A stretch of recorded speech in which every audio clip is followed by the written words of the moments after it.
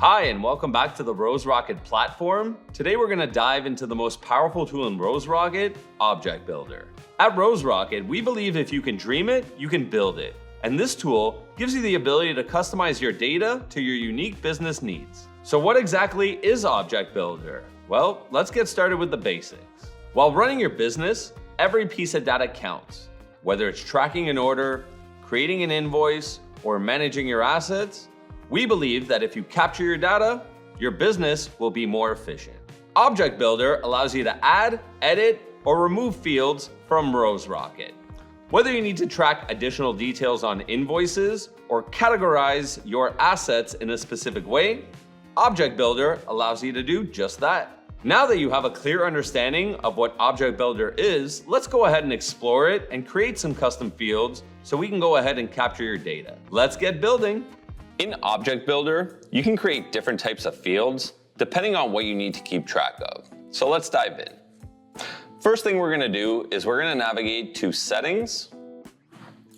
From there, we're going to go ahead and select Objects beneath Builders. The first thing we're prompted to do is select the object in which we want to build that custom field in. In this use case, we're going to go ahead and select the order. From here, we're going to click Create Custom Field. We're going to give the field a name. In this case, we're going to call it Order Temperature. You can also give it a description. So this is the temperature of the order. And lastly, you're going to give the field a type. And I'm going to quickly review what these types are. So first, you can make it a text type, which is alphanumeric and freeform. You can also make it a toggle where you choose yes or no, or true or false. You can also make it a number field, formatted with unit labels, decimals, and ranges. This is useful for counts and measurements. You can also make it a money field. This can accept negative values and is useful for tracking costs. You can make it a select field where you can choose one or multiple options from a list, and this is very useful for categorization. You can make it a status field where you can choose an option from a list, and this is useful for tracking completion. You can also make it a full ID, which automatically generates a unique, uneditable ID for each record, and this format includes a custom prefix and a starting number. You also have the options of either date or time, or a combination of date and time. Lastly, you can make it a connection field. In this connection field, you are connecting one object to another.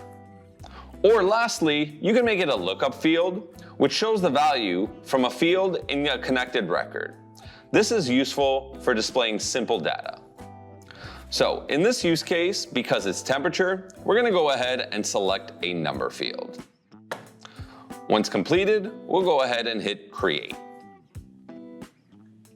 Now that the field has been created, you can go ahead and add it into your system.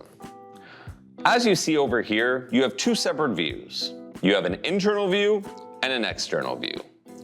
Internal fields are fields that are only visible within your organization. You can customize the layout to prioritize the most important data for your team, while external views are when sharing with customers or partners. You can control what fields they see, ensuring they have access to the information they need while keeping internal data private.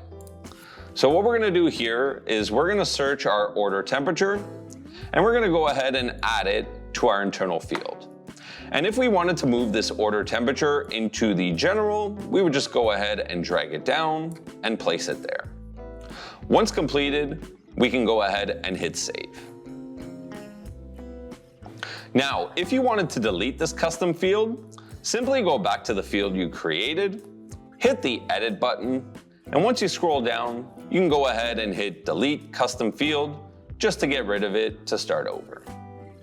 Now I'm going to show you how to customize an existing field in RoseRocket. While you can't change the field types in the default settings, you could add to the default fields available.